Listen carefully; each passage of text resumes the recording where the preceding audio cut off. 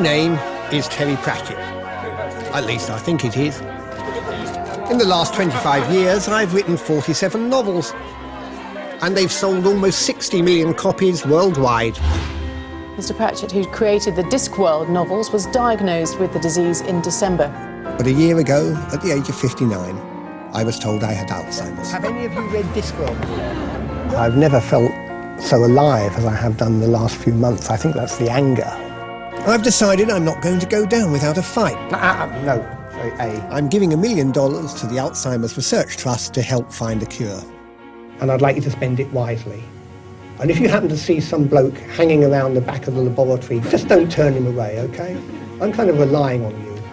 I'll travel around the world looking at anything that might help. We often see effects within a few minutes. No matter how strange. What's the difference between this and a microwave? Because, for me, this really is a matter of life and death. Sitting here, I'm not scared. 5 o'clock in the morning, probably scared.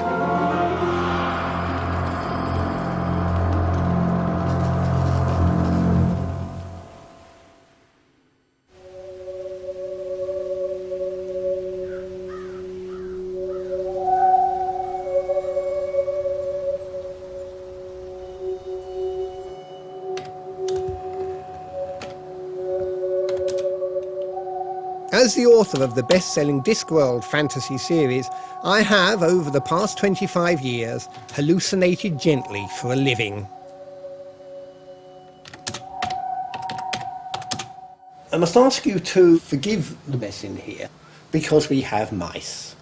The mice live in my desk. We have desk mice, and there is something about opening a drawer that mice have been trapping in for some time. This is a quiet day. The internet's open on that one. Address book's open on that one. The work in progress is on that one. And for some reason or other, that's iTunes. Why have you got 6 screens? Because I haven't got enough room for 8.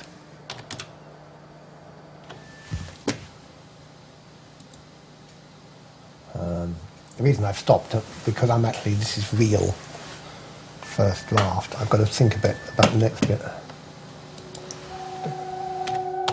I used to be a high-speed touch typist. I laughed in the face of the spell checker.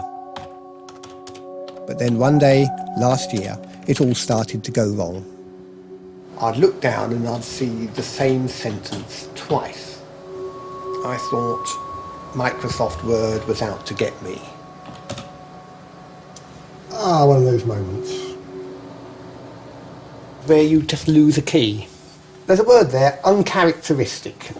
But just then, I lost the S. You're just thinking, where the hell is it? Something goes ping. At that moment, the brain chose not to see the S. But there are other things too. There's the little flashing light. Simple things, like forgetting where my car keys were. Voila! We actually ordered another one of these so that I can put tags on each one so I can use one of them to find the other one.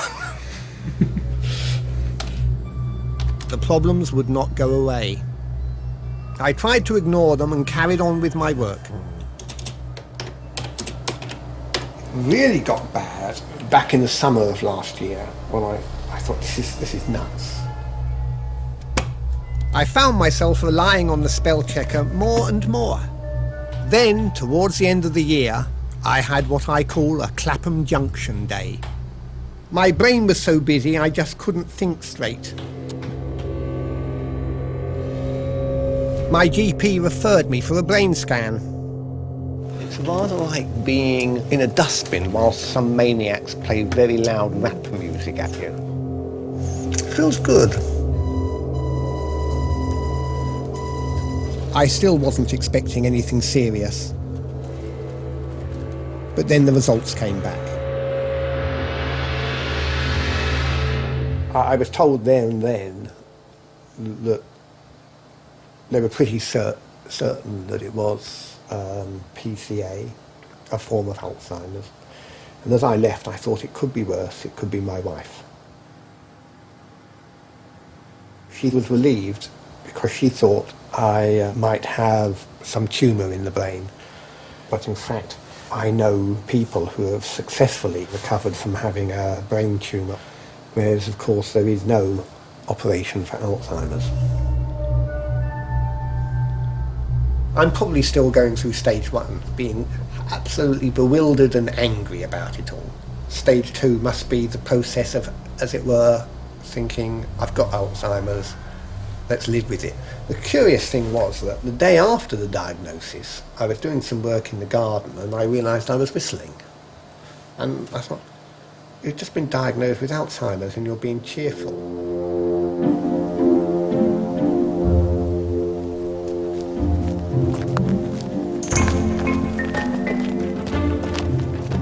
I wondered who I should tell. And then I decided to tell everyone. You've got to keep the speed up in order to get the old cardiovascular benefit. I was enraged. I wanted to make Alzheimer's sorry that it had caught me. Feeling okay? Yeah, I'm all right. So I'm allowing a camera crew to follow me every step of the way during my first year, living with Alzheimer's. You're subtly trying to go faster than me. The trouble is, every time the bloody camera's there, it reminds me that I've got a horrible, incurable disease. Let's go a bit of the long way round. The bugger of all this is I eat healthily. I don't drink in any major way. I think my cholesterol is now something like 2.7, which is slightly less cholesterol than a skeleton. Makes you want to scream at people, smoke, drink, eat. Just because you avoid these things doesn't mean that the buggers won't get you in the end. Did you have a further question? I don't really want to talk about the end game. I think we all have a vague idea in our heads just how horrific Alzheimer's can be. Alzheimer's strips bits off you gradually until there's not much of you left. That's where the end game is.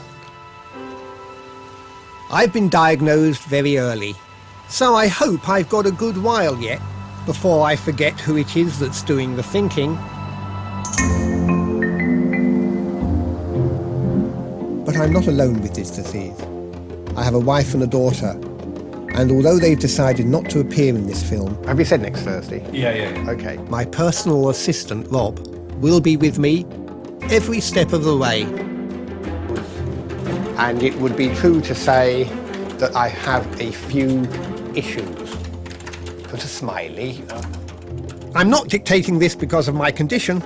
Rob's a faster typist, so it's easier for him to reply to my emails. Although it looks as if Alzheimer's might be catching if an author error has managed to get through. That's all been spell checked, has it? Yes. Where were we? Terry can be incredibly difficult because Terry has an exact picture of what he wants, and what he wants might not necessarily be available, so you have to adapt the world around what Terry wants. Dear Rod, my world doesn't seem like it's changed very much in the 3 short months since my diagnosis. There's always a sensible... But I live in such a strange world anyway, creating fantasy stories in my head, that it's hard to tell what's the disease and what's just me. My wife and my PA together wrote a list of things which indicate dementia and say, from where we sit, that indicates a writer.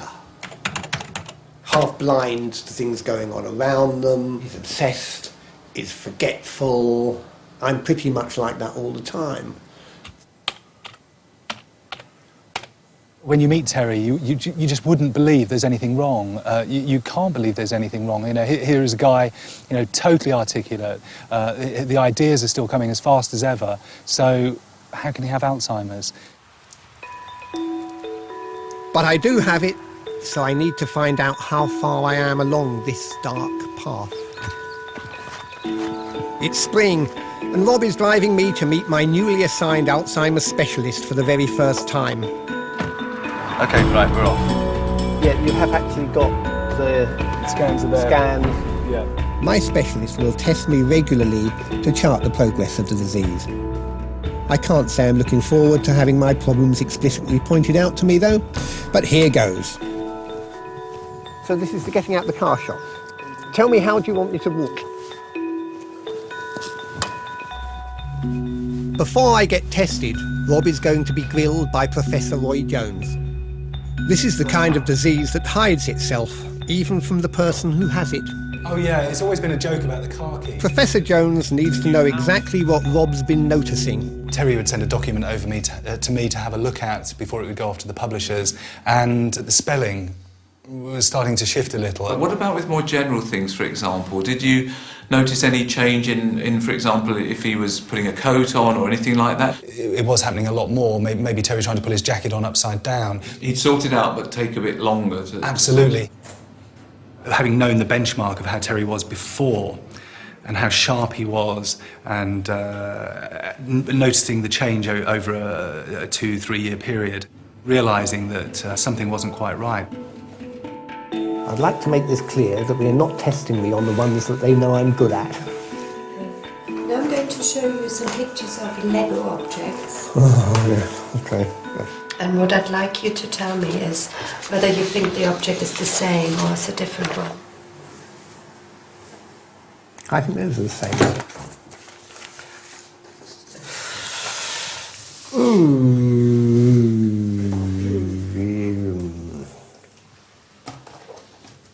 Same. What about this one? Not the same. Oh, hang on a minute. Hang on. 1, 2, 1, 2.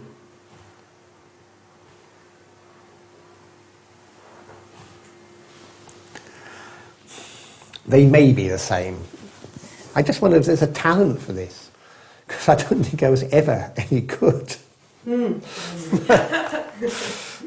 Basically, I'm going to show you a pattern like that. So what I'd like you to do is just to point to the circular shape. That one there, yes. Okay. That one's the obvious one. I think I'm the barometer. I see him in the throes of his creativity, and watching him stumble was very difficult. If you're not sure, just make a guess. I'm trying to choose. trying to choose. There. Can I, Rob? You're looking over my shoulder, aren't you? Yes. Can you see it? Can you see the kind of double donut? Would it be something like that? No, I can't. It is quite hard. Okay, that's what I haven't gone mad. Okay, let's keep going, please. I'm not a natural carer, and Terry's aware of this. I get frustrated very quickly, and when we're at an event or wherever, there's almost the mental checklist that you run through now that you didn't have to before. Is the hat on straight? Is the jacket on right? There. When you go out, you very much feel more protective over him as you're moving through a new environment. How far did I get? You didn't do too badly on that, but I think you're a little bit lower than healthy. You feel you're in the old 11 plus examination, the intelligence tests, that you had to look for what the examiners wanted, which wasn't necessarily the first answer that you spotted. Bull flag tree, by the way. She gave me 3 short words to remember at the beginning, and I had to remember them, until some time later. What are they again? They were bull flag tree. You're going to ask me again later, aren't you? In fact, they are not going to be removed. They're welded into my brain now. Bull flag tree. After hours of me feeling like a cat who's been thrown into a Rottweiler compound, Roy is more confident that he has a handle on my Alzheimer's. My impression is that things seem to be reasonably stable at the moment. Well, and in fact, one of the tests that we commonly use is to give a list of words beginning with a particular letter, and the psychologist couldn't keep up with you, so... Hang on, but, I mean, it's clear to me that I do have memory problems. Yeah. You do, but they're quite subtle, and one of the tests we use, where we give you 3 words to remember and then we distract you. But again, it was the copying the drawing of the tests that were the problem. Can you see that that is not... Oh, absolutely, but absolutely, yeah. There must be people thinking, well, he hasn't really got much wrong with him, except he can't draw pictures very well. But I think it's still an important area because we know it's likely to get worse. Right, yeah. It'll be Roy easier suggests now. that I'm put on Aricept, one of the very few Alzheimer's drugs currently available. It might help slow down some of my symptoms. But Alzheimer's is not as straightforward as I'd imagined. Roy tells me that it affects different people in different ways. The simple version is that Alzheimer's destroys brain cells, usually in the areas that control memory. But tests have shown that my memory isn't too bad yet. My Alzheimer's affects me in a different way. Terry's MRI scan. In standard Alzheimer's disease, this is the first place where we tend to see changes, but in Terry's scan, it's absolutely perfect. You would pass that as totally normal. So we're then looking at the rest of the brain. This area here is the occipital lobe, which is where vision is important. And you can see that there are a little bit more dark areas in this area here. These are quite mild changes, but they fit perfectly with the kind of problems that Terry is having. My Alzheimer's is mainly attacking the back of my brain in the areas that control vision. I have a rare variant of the disease called posterior cortical atrophy, or PCA. Posterior cortical atrophy, PCA, is what we might call the visual variant of Alzheimer's disease. And it affects the visual pathways, it affects the processing of visual information. And in fact, Terry's wife did think originally he had some problems with his eyesight. Very often they've actually been sent to the optician to get their eyes checked, but the optician doesn't find anything particularly problematical. Because it's not the eye itself that's the problem, but it's the way the information is taken in. And people get in a muddle with things like dressing, so that if their coat's turned the wrong way round and they try to sort it out, they get in a muddle. I do get in a muddle sometimes, especially getting dressed. Like most men of my age, I used to tie a tie without thinking. But with PCA, it's no longer possible. Don't film. I'm not going to do it in the film. I'm not going to perform for the camera. Camera down. It's not easy showing you this stuff. There's a hole here, though. We'll give it a go. Okay. Hang on. Nope. Okay. Okay, starting. Take 193. Where does this one go? Over. Now what? The crowd should be on their feet and there airs the music, but I can't find the end. No, lost something somewhere. It's disappeared in the black hole of the noose.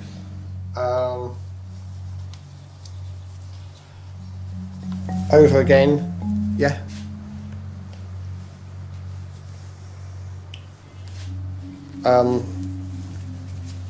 And there's my knot, is it not?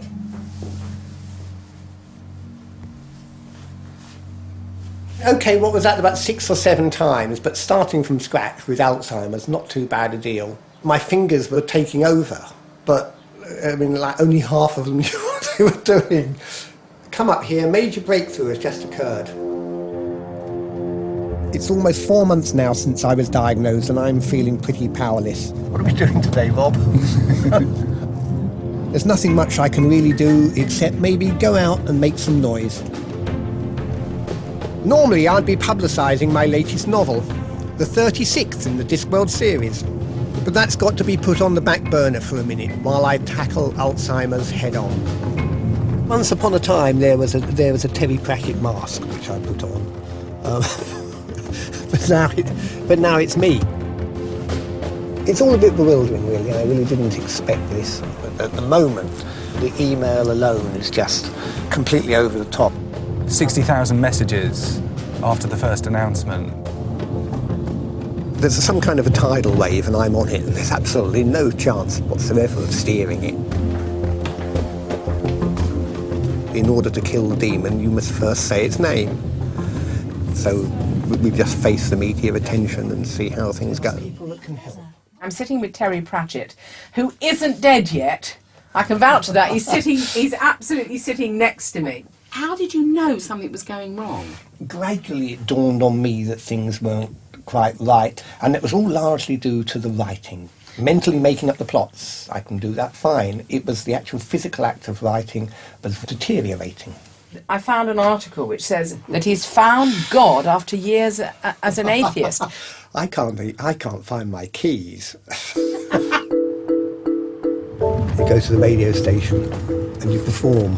And I don't particularly want to be Terry Pratchett, the famous Alzheimer's sufferer.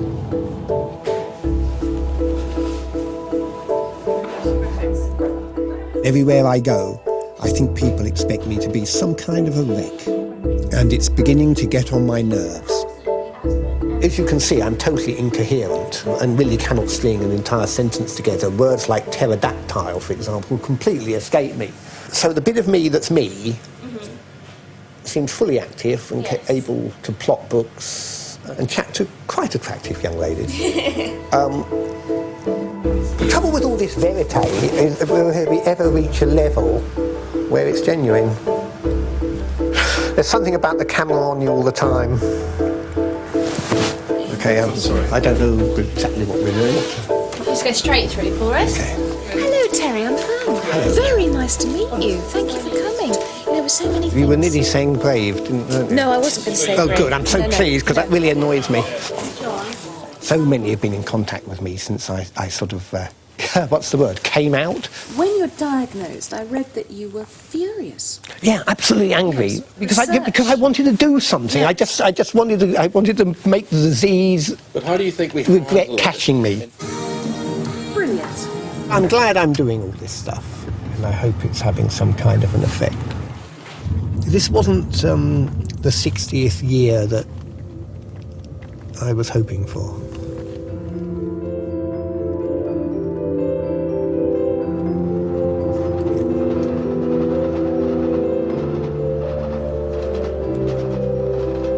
At the beginning of this year, I pledged $1 million to the Alzheimer's Research Trust. All right, I didn't really expect them to pull out a secret cure bubbling in a cauldron. But 4 months into this disease, it's time to go and see what they've been doing. If you're diagnosed with early onset Alzheimer's, you feel as if you're standing on the beach and the tide has gone out, and so has everybody else, and there's no one there. I just like the truth. At a time like this, the truth is the only thing that matters. Professor Simon Lovestone oversees Alzheimer's research at King's College London. He's one of the people who decides who gets my money. And amazingly, he seems pretty confident that something approaching a cure is on the horizon. So, when I sit back and think how things have changed in the last 5 years, it is phenomenal. Well, it Work sounds in like animal you're models. nearly there. Exactly. The first of those compounds, the results of the clinical trial will be announced in a few months. We don't know whether it will be successful. Can I or not. volunteer to be in place of the hamster? The answer is yes. So this is the building where all the genetics happens. This is high technology stuff. 5 years ago, we would have looked at 1 or 2 genes, and now we can look at 500,000 variables simultaneously. If we know where to intervene, then it becomes a relatively straightforward task to find a drug to intervene. Now, that relatively straightforward task is tens, perhaps hundreds of millions of pounds. That's the finishing point I was looking for. Yeah. I may write fantasy fiction, but I am a man who likes to put his faith in cold, hard science. I feel very at home here. I'm beginning to think that this is actually an exciting time in the battle against the disease. Simon's told me that there are now several new potential drugs going through clinical trials, even as we speak. So, shall I tell you where we're going? Yes, please. We're going to look at some brains. Let's go and have a look at some brains. This is our store of brains we have in our bucket. This is a half of a brain. No, that's a normal brain. Yeah, so it would be that way within the brains. This is the front. Really, isn't it? No, it is.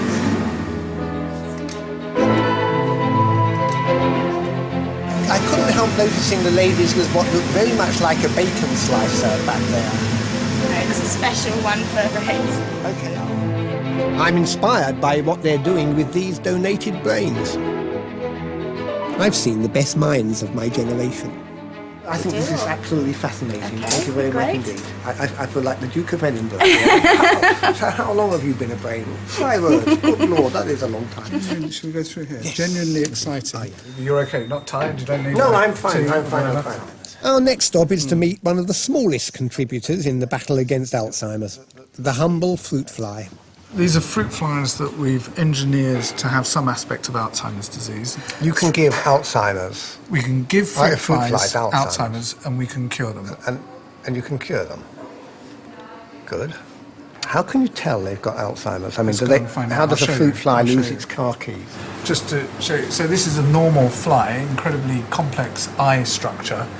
And if you put the genes that cause neurodegeneration, you end up with eyes that start to look like this. Oh, yeah, and of course, that you can measure really, really quickly. It all sounds as if you're so close. We're getting closer. We're really getting closer. Okay. I do like to hear that. Thanks, guys. I hope you get better. They're pleased to contribute to the cause. It gives them a grape from me. I think fans, I suspect. Oh, good heavens! I have to say this school you're writing is not because of Alzheimer's, it's because when you've signed your name for several million times, it resembles a dead spider. I find some people talk to me as if I'm a dead man walking. What is it makes it terrifying? The stripping away of humanity, I think. The fact that what are we? We are our memories, and Alzheimer's takes away your memories, and then it takes away you. And for relatives and loved ones as well, who talk about it as a living bereavement. How long ago did Alzheimer's start in me? The best estimate is the pathology probably starts a decade or more before the patient notices. So there are people watching this who undoubtedly have got Alzheimer's ticking away somewhere. Yes. Talking to you is a switchback ride. I get elated and depressed one after the other. Equal measure. Yes. Yeah, well, yes, I'd like it to tip it slightly more towards the elated if I can. There is good reason to think this work is going to have real results for patients in the next 5 to 10 years. I'm inherently cautious. I'm a scientist. I hope I can wait for your 5 years, for your 10 years. Do excuse me if I find ways to amuse myself in the intervening period. One of the things I plan to do is test out some of the alternative cures. Yes. Since I came out... I'm wincing. Yes, I'm enough of a doctor to be delighted if people feel better, however they get there. But ultimately I'm a scientist, and what I want is treatments that have been proven to work, treatments that are based in science, that have a logical basis, are designed to work, and are then tested and are shown to work. It's beginning to look as though cold hard science will come up with some major breakthroughs in the next 10 years. But I really don't have that long to wait around. I need to find something that will help me now. The Alzheimer's has radicalised me in some ways. I started having heretical thoughts like, why is it that medication is only available via doctors and pharmacists? It's a slightly voodoo universe. All sorts of rare plants flourish. You have the cold hard scientists. You have the people that want to deal with it with herbs and crystals. But you get to the point where you think, well, maybe there's a herb that works. Scientists, the people in the business do not like patients, as it were, taking their health into their own hands. And I think, to hell with that.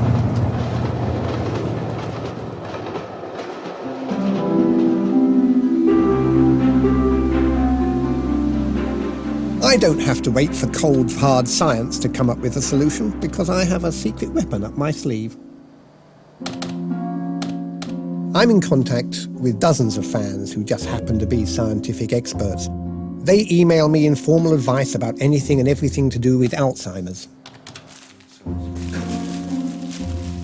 I'd like you to see them as I see them, so forget the fact that these are in fact a bunch of actors. Welcome to my Greek chorus.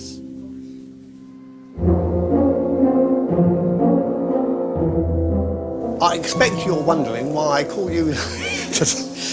It goes like this. When I announced on the internet that I'd got Alzheimer's, I got hundreds of thousands, I think, of emails from all around the planet and people saying, is there anything we can do and any way we can help?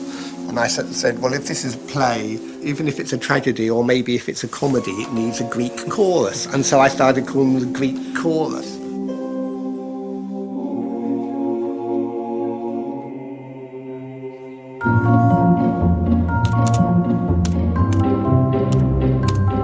If I need a quick poll of opinion about something that's happening in the world of dementia treatment, I can always contact the Greek chorus. It's seldom I get a day of such peace and quiet when I can get on with my work without people hanging around. What Greeks? I have a variety which attacks the back of the brain first. It affects my vision in strange ways. Sometimes I won't see what's there. I'm 85 and suddenly I can't remember a thing I want to say. So do you think I'm getting it too? I don't know. One of the first things I asked the Greek chorus was whether the old mercury amalgam fillings in my teeth were doing me any harm. When I asked my Greek chorus whether I should actually have the amalgam fillings taken out of my mouth, they didn't exactly say yes. Come and have a seat. But if you could afford it, it might be worth it. Just open wide for me, Terry. Of course, the lawyers insist that I tell you that there is no compelling evidence that metal fillings are dangerous. But it's my mouth and my money. Possibly science fiction-ish. In matters like this, you can't be too careful. I consult my Greek chorus on the various Alzheimer's treatments I dig up on the internet. Generally speaking, they're not very enthusiastic. There are so many Alzheimer's cures around in the world, I'm astonished that anyone is left with Alzheimer's. But there are a few experimental treatments that spark their interest. Hello? I've been told about a GP based in the north of England. His name is Dr. Gordon Dougal, and in his spare time he's invented a brain machine that, he claims, has halted the mental decline of his parents. It looks like it's really old, but of course it is, actually. It is. My stepdad is having a few problems with memory and forgetting his keys. And bit dumb. We treated my stepdad sort of every day for about 4 or 5 days. And then I asked my mum to feed back. At that point, bearing in mind, we didn't know whether this was going to work at all. Well, it was absolutely marvellous because he stopped losing his keys. He knew where he'd put it, and sexually became active again, which was rather nice for me. And of course, I gave my son all the feedback. How to embarrass your son? I mean, really. He was forced into it, of course. And enjoyed it. Yeah. So I started using the machine as well. My son made me this one, and I've been using it ever since. And I put it on the top of my head, like so. And I treat myself on the sides, the back of my head, as well as across my eyes, every day. Yes, I watch the television. Okay. After the treatment, I felt alive again, and thinking better and fully awake, and with it now. We think it's great. Yeah. I think I'd be lost and degenerate without it. Dr. Dougal spent the last 16 years researching the effects of light frequencies on cell regeneration. There's a lot of light sources in here. Now he's developed a new model of his helmet, and I'm going to be the first person in the country to try it out. This is the person who actually made this, my brother Barry. I needed somebody who I knew was going to do a good job, and I think he has. I mean, it may look a little space age, there's a few wires hanging about, but this is a prototype made from bits and pieces, literally available on the internet. Maybe we are mad inventors, but very occasionally mad inventors actually hit on something that works.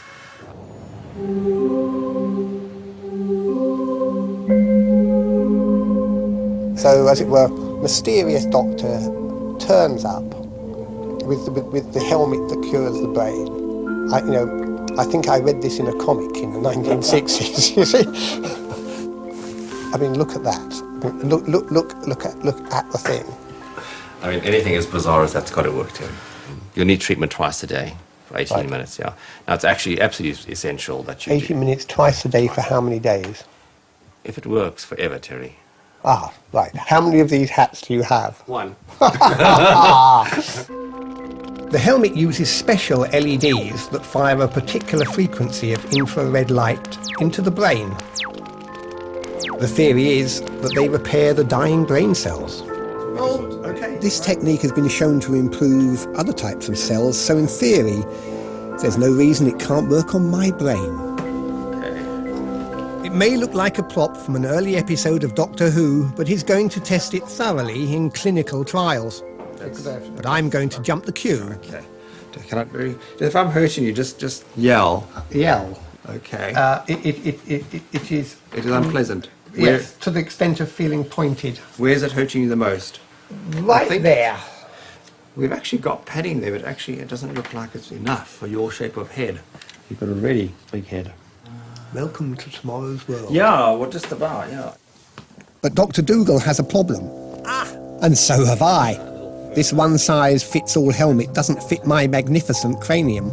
Rob's gone looking for some extra padding. I have the foam. We're ready to go. I think in the best tradition of any home invention, this is very Heath Robinson, but I'm loving it. This is great. Is that okay this time? Okay, I want you to look up when we do this, Terry. 1.21 gigawatts. Yeah. Okay, we just push the button. That's it.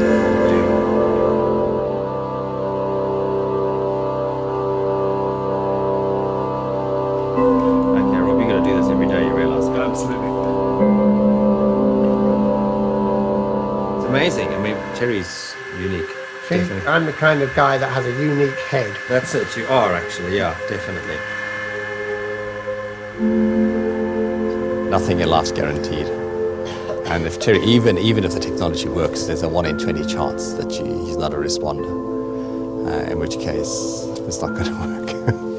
That's it, is it? That's it. I am done. You may remove me from the oven. This is only the first of many sessions I'll do before we'll know if what we lovingly call the loony helmet will actually have any effect.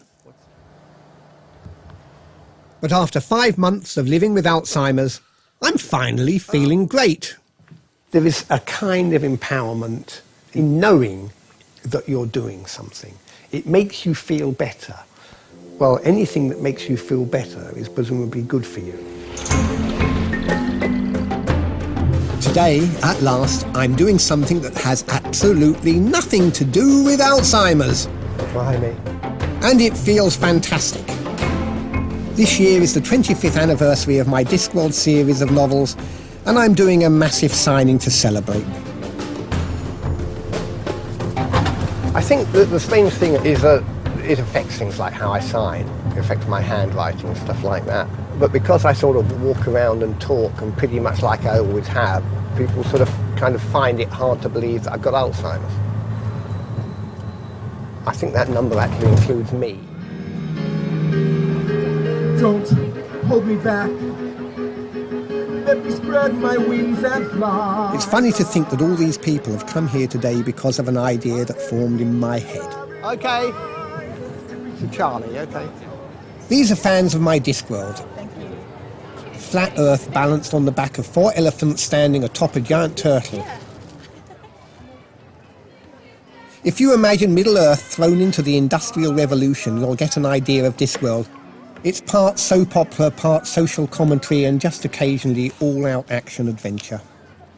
This is a double picture from 2 different books. Ever since I first read the light fantastic graphic novel, I was beguiled. Beguiled.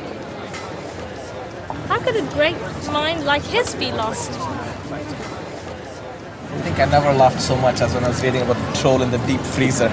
I thought that was the most hilarious scene I've ever read. There's a terrible rumour that only geeks read Discworld.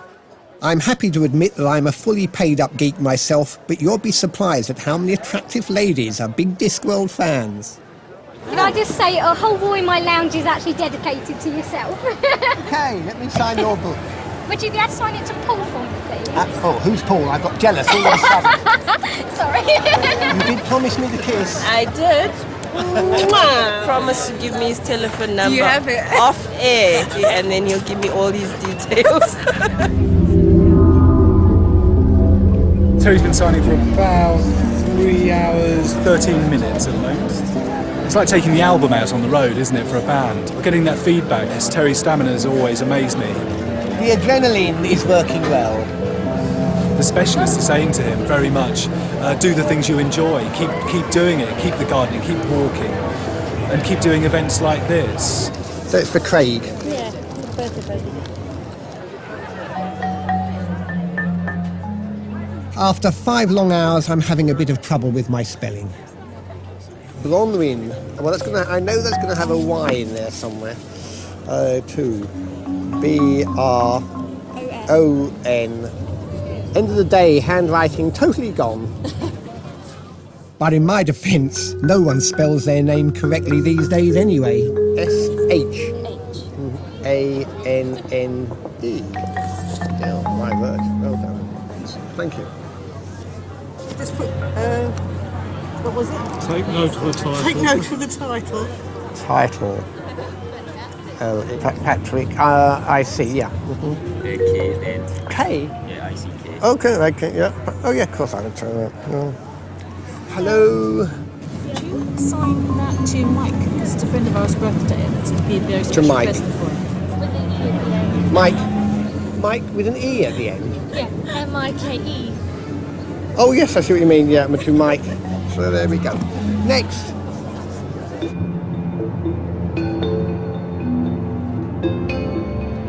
Okay, I'll hold my hands up. That was the Alzheimer's. There's no getting away from the bloody thing. Alzheimer's actually changes you. It becomes almost, as it were, you attacking yourself. Your brain is at war with you. That's how it feels.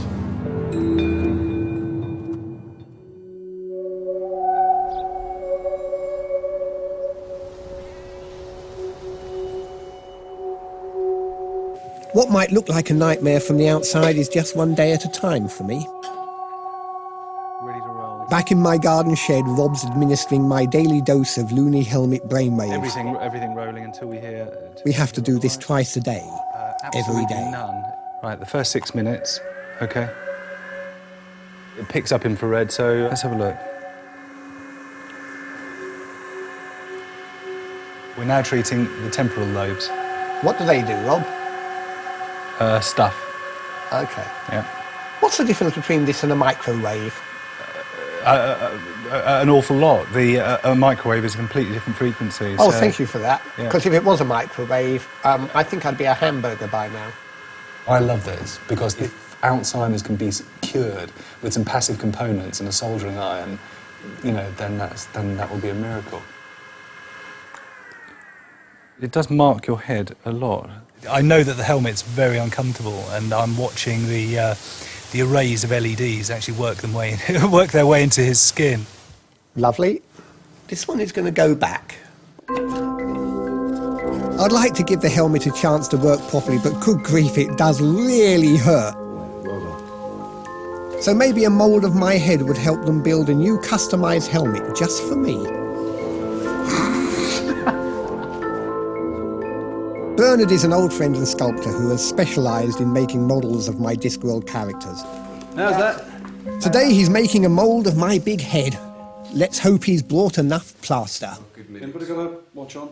There's going to be people into whom Alzheimer's stalks them like a black nemesis. And when you reach a certain age, it stalks you.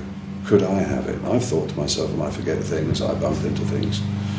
But I'm daft anyway. But by God, you feel the black bang of something going on inside your head. All right, my friend. Slowly, slowly. Bernard doesn't mince words in matters like this, and has been kind enough to suggest that if I feel I need any help in my final hours, I can call on him. Bless you, my friend. There, good. We're there, my mate. You know, but you sculpted just about everything. Yes, I have. Yes, I have. But never a good friend's head. There comes a point when I think an individual has the right to say, I've had enough. I'm leaving, I'm going, goodbye.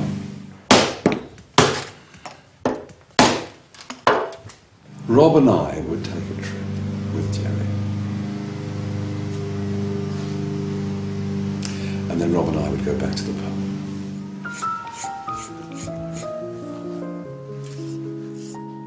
I think Bernard's over-egging it a bit, but I do need to face up to what lies ahead.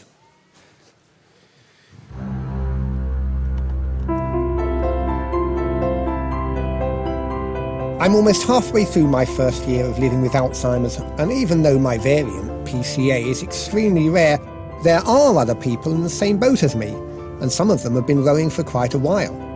It's about time I met them. I have to admit, I'm really dreading this.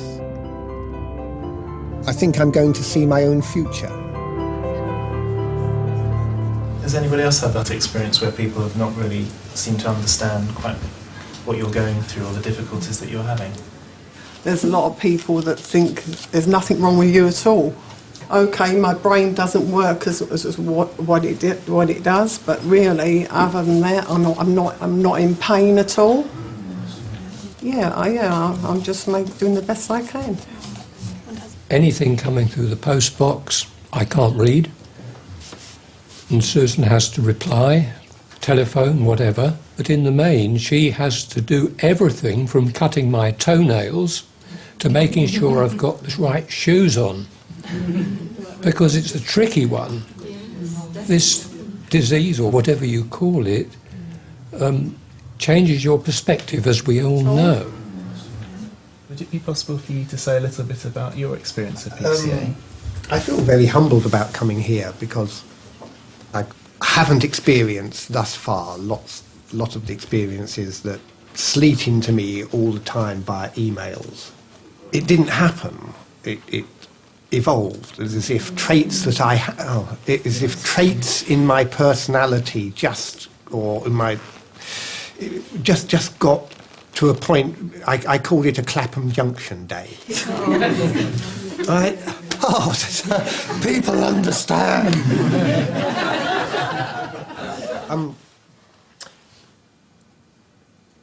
And I've lost my place. So, what I really loved about today was everyone was going, yes, yes, like they'd been there before, and that was, and I can see why you get groups like this, because you're among people who know exactly how it is. Well, despite my initial fears, I'm actually enjoying myself. After the group, I have lunch with Graham Doggett and his wife, Susan. You know, if you're relaxed, as you said, you can do things. I mean, like tying his tie. If he doesn't think about it, he can do I it. tied my tie this morning without having to do it twice. Oh, we've been through the tie thing. Yeah. And the trick for me is don't look at it, just do it. But in order Graham's been diagnosed with PCA for almost 4 years longer than me. He's also an author and an academic and has written several books on quantum chemistry. And they don't sell anything like the numbers that you sell. No. But PCA has put an end to most of his activities. No. Susan is the gardener in our house. If I help her pruning, I can never find the wretched branch to cut. I'm just cutting in the air all the time. I think I'd miss gardening. Yes. Let me explain. My whole life has changed. I was doing computing since 1959. That's gone. Used to play the piano up to grade 7. Gone. Reading, writing, gone. So there is Graham, who is 70, articulating a perfectly worded sentence. And to an extent, I suppose that's pretty much the same thing as me. But I've only just made the first few steps on the ladder that he's climbing.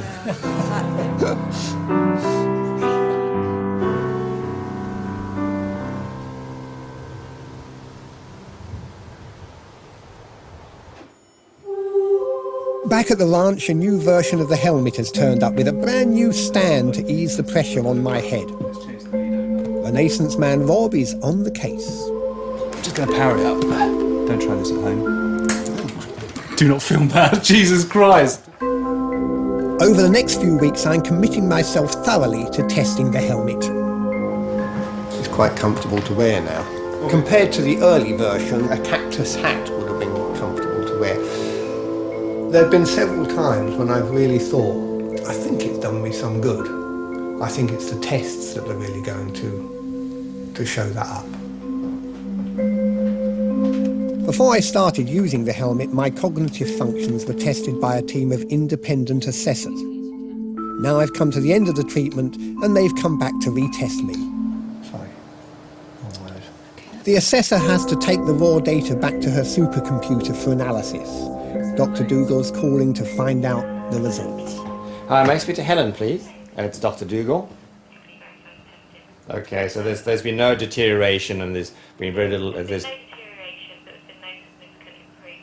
So far there's been nothing negative, which is positive. In the world I live in, not worse is nearly as good as better. I guess so. Yeah, I think so. From my point of view, the fact that there were no significant losses is quite important. Yes. It appears the helmet has done nothing for me. But it might just have stopped me getting any worse. When you have Alzheimer's, you look for the positives.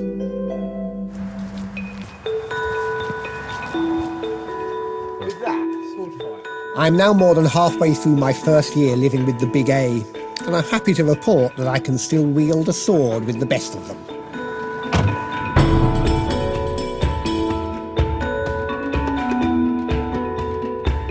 Today, Rob and I are taking some movie props up to Birmingham to show the fans at the Discworld convention. It would be a bit of a shame if I didn't actually turn up, but I have a suspicion that they could still have a pretty decent convention. Put enough of them together and they more or less make their own fun by now. Every other year, thousands of fans from all over the world inexplicably gather to celebrate my creations. Ah, there's a sensible man standing there. It's a chance for me to let my hair down, as it were, and have some fun. I'm going to have to put a stop to this, you know. I mean, Why? You obviously enjoy it. Oh yes!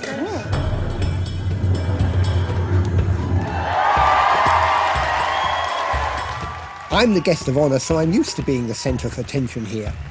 But this year, I can feel the eyes on me with a new intensity. My name is...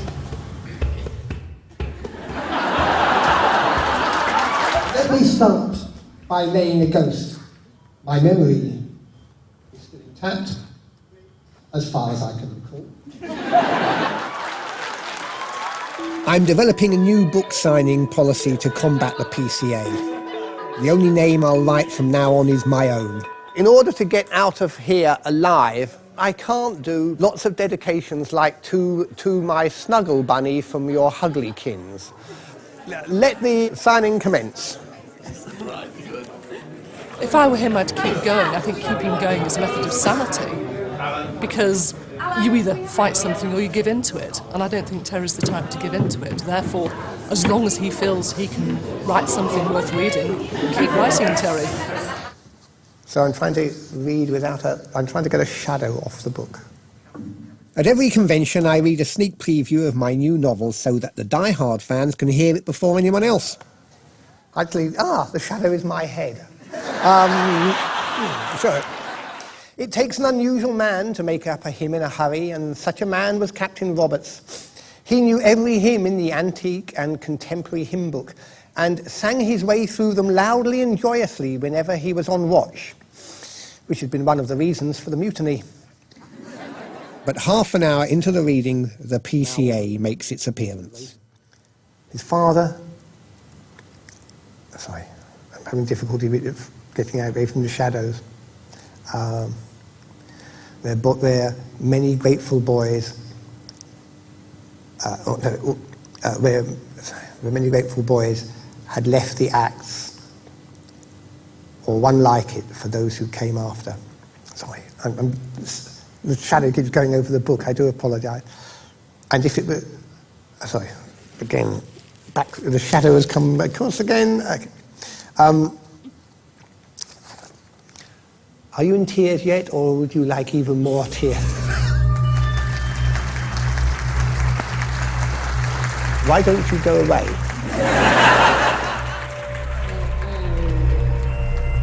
I'm afraid that is part of the PCA. Normally it's okay, but you're in there, it's the end of the day and I'm a bit tired. You can follow a line easily enough, but the line below sort of moves out the way. Right, is it time for the beer?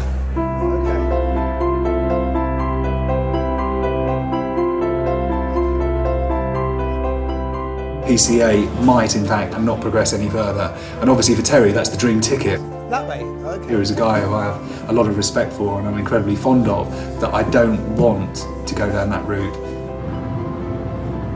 But I'm kidding myself that it's not going to get worse. I wonder what way the disease is going to go.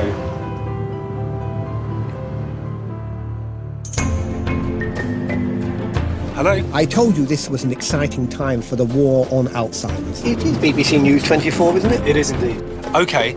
And every other week I hear about new so-called cures from around the world. ITV would like to do a small clip with you as well, Terry, and they'll send it. As usual, they want a quote from Mr. Alzheimer's. Leading Alzheimer's charities in Britain have called for further research into a treatment developed in California which appears to produce marked improvements in some patients, often within minutes. A controversial new injection for Alzheimer's has been developed. What time am I on? Quiet diplomacy and thus far very difficult. Researchers in California say a new treatment they've developed for Alzheimer's disease is producing startling improvements in many patients, often within minutes. It's so easy to raise hopes. Believe me, when you have Alzheimer's, you hope. Sounds as if it's been working almost instantaneously, this drug. Would you be keen to try it here? I'm on record as saying I'd gnaw the arse out of a dead mole if I thought there was some science that said it would do me good. So, yeah. Thanks very much indeed, Terry Pratchett. Thank you very much. Do you think I've got away with that one? I'm being cautious for the cameras. What is happening with this other one? I don't know. But like anyone who suffers from an incurable disease, I'll grab hold of even the slightest promise of hope. Thank you very much. Okay, Yeah, thank you. bye-bye. I think I'd be happy to know that I was perhaps one of the last generation to have to fear Alzheimer's. And I think it's quite a reasonable hope that this would be the case. This damn disease is not going to go away. It's only going to get worse. There's a war being fought out there, and maybe it's time to go and join the troops. Okay, guys. Cheers, guys. Next time, I'll fly to the States to witness the controversial Alzheimer's injection for myself.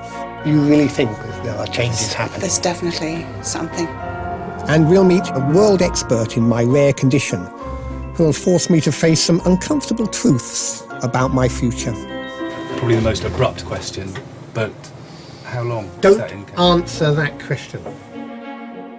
If you would like to find out more about the issues covered in this programme, go to BBC blah blah blah blah blah blah. bbc.co.uk. Go to bbc.co.ta. If you would like to know more about the issues covered in this programme, go to bbc.co.uk/headroom. There, and I think I got the dots in the right place too.